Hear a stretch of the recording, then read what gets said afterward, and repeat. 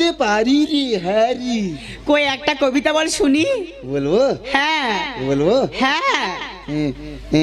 বাঁশবাগানের মাথার উপর চাঁদ উঠেছে হই, এ জীবনে শুধু বাঁশ পেলাম, চাঁদটা পেলাম কই। এটা কোন বইয়ে লেখা আছে? এইটা গণিত বইয়ে লেখা আছে। অঙ্কের ছড়া?